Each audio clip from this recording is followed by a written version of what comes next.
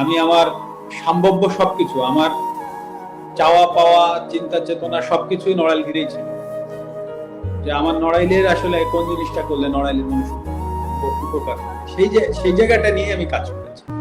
যখন ঘর পুরাইতেছে তখন তো একটা কাপড়ও ছিল না আমার মায়ের বা আমার বাবার, ওই এক কাপড়ে বের হয়েছে। এখন তারা তো ওই সময় বাসায় ছিল, বেশ কয়েকটা এতিম ছেলে মেয়েরা থাকে, পাঁচ ছয় ছয় সাতজন আছে যাদের আসলে কারো বাবা নাই বা কারো মা নাই, বা বাবা বিয়ে করেছে, ছেলে মেয়েদের রাখতে পারছে না। তো আমার মা করতো কি, ওই ওই ছেলে মেয়েদেরকে এনে বাসায় রাখতো এবং পড়ালেখা করে।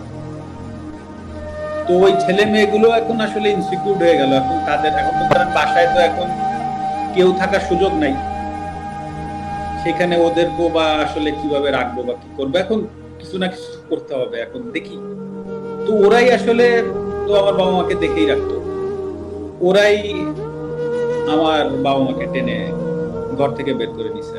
শেষে আলহামদুলিল্লাহ আমার বাবা মা বেঁচে আছে, এটাই বড় ব্যাপার।